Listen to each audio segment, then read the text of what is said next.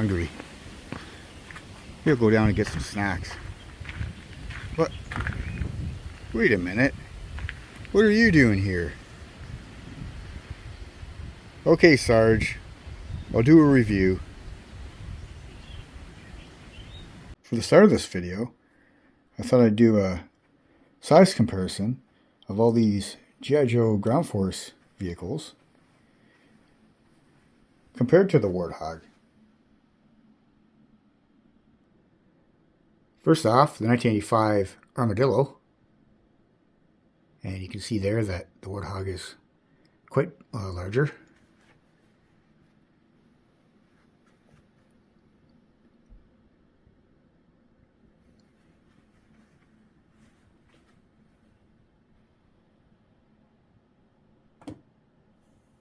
(1982) Vamp.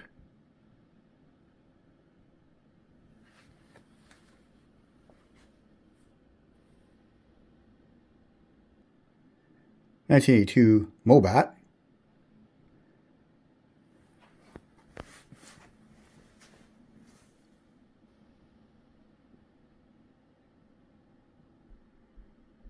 (1983) Wolverine.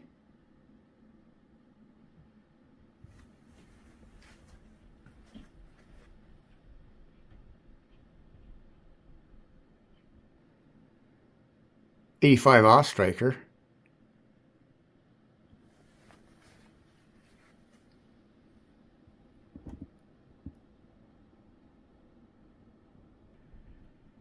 (1985) Bridge Layer.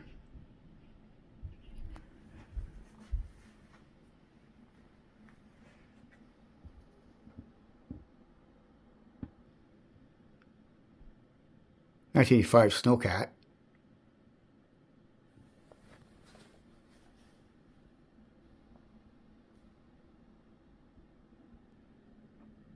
(1983) APC.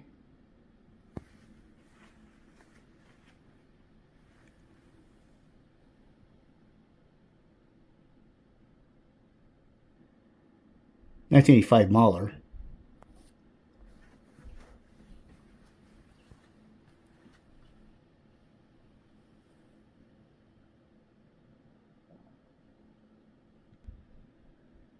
(1986) Havoc.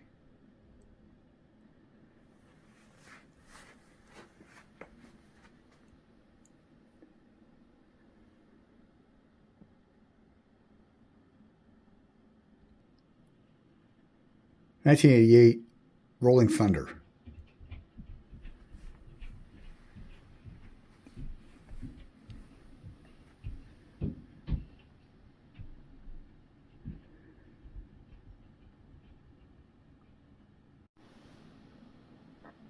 (1984) Slugger.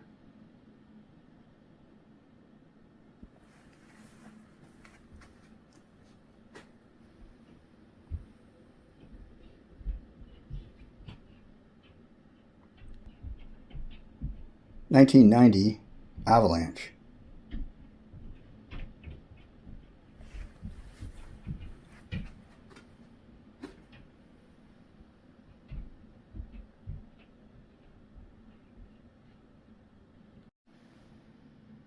So here's a closer look at the Warthog.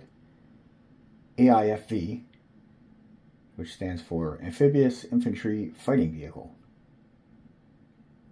And its main armament are these two missiles that are called two-stage MGM-59 Lance surface-to-surface dual-thrust liquid propellant missiles with removable distance measuring equipment data.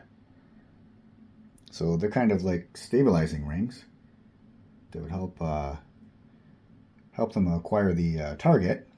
The second piece of armament is this M29 machine gun, a shipboard gun, to protect, well, kind of like, like the old World War II tanks would have on there. You'd always have a gunner on the top there.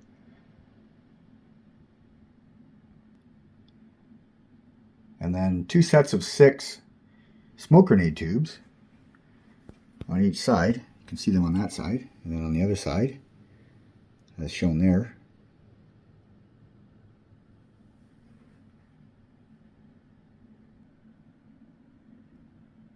The write-up says it can hold 9 G.I. Joe team members. And these hatches flip up. And you can place a number of guys inside there. And they have these little safety rails to keep the guys in.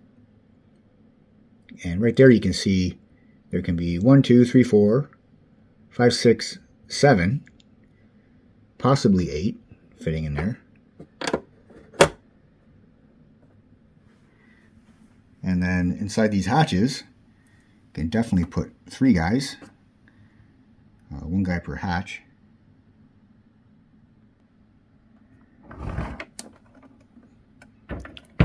Here's the other hatch on the other side that opens up.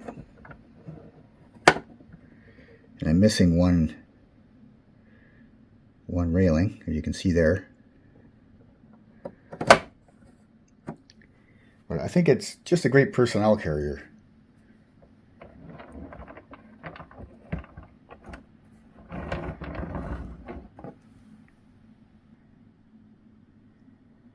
One of the hatches slides open, as you can see here. And I can show you inside there a bit. Pretty nice comfy seat with some controls.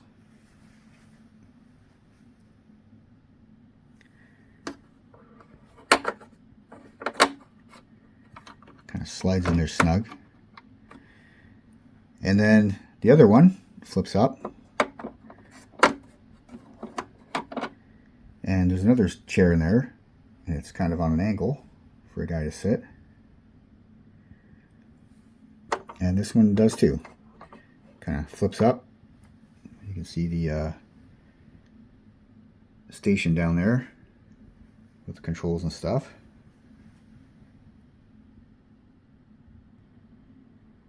This engine cover comes off, which is pretty neat. It's pretty great detail in there. It doesn't state the size of the engine, but I guarantee you it's definitely got some power to push around all this steel.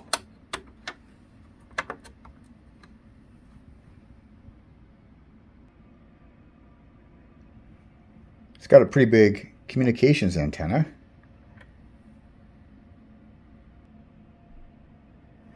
It's manufactured with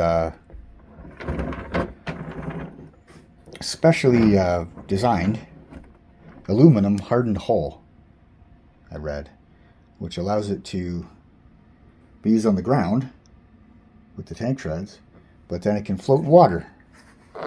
So it's kind of a perfect kind of beach vehicle, swamp vehicle, what have you. And all the fans who like this one, they really like the front of it because it has the Warthog teeth shown there.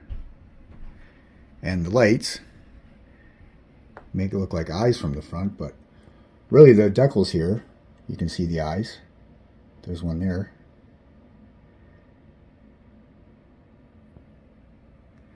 And it kind of looks like something like a World War II bomber or fighter would have on the side of its nose.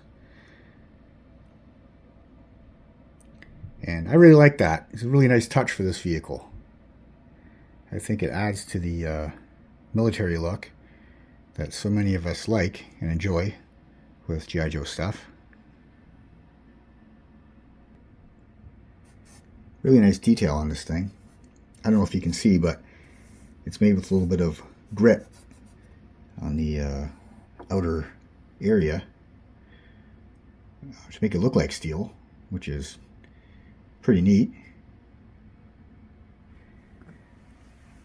And I remember this thing, first time I saw it, back in '88, I really enjoyed seeing the shovels here and the axe. And I kind of wondered why these doors wouldn't open, though. I thought maybe the tooling, they could have had another door at the back here, maybe open it up this way, or... But, I mean, then again, we already have 2 rather large doors that flip open, so... I mean, not complaining about that. It's kind of a pretty unique G.I. Joe vehicle. think maybe the only one that compares for, you know, bringing guys into battle would be the 83 APC. I like how that snaps up like that and it stays open. It's pretty cool.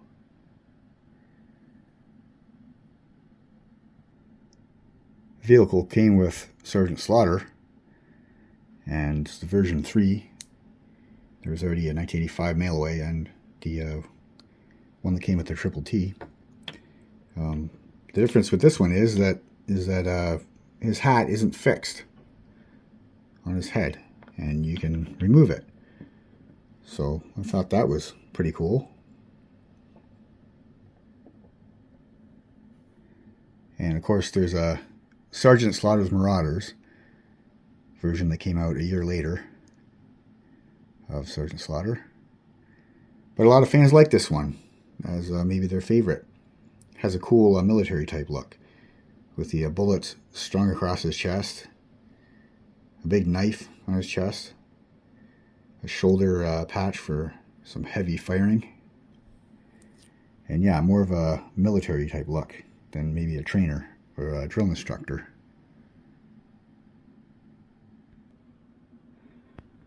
The last video I did on it, I tested it in a little pool I have out on my deck, and it did float because the toy advertised back then that it would float, of course.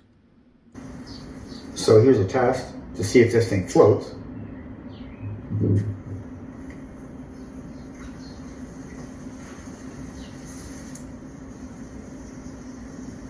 Looks pretty good so far.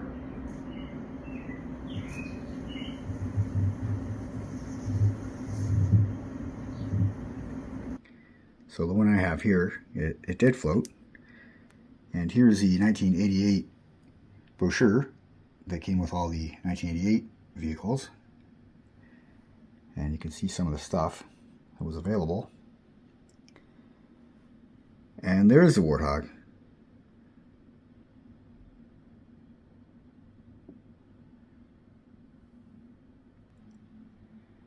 It didn't appear in the Marvel comic until 1989, a November issue, number 92, as shown here. And this issue kind of featured the new vehicle called the Thunderclap, which is like a big giant artillery cannon type vehicle. One that I don't have yet, but I'm looking forward to getting. There's always so many more vehicles and figures to get for 1980s G.I. Joe, so I would be excited about getting that one coming up. But on this page here, in this panel, the Warthog makes his first appearance in the Marvel books. And it's got Backblast, Muskrat, Arctic Stalker, Repeater, and they're coming into battle with this tank. And of course, Muskrat is a perfect guy for this type of vehicle.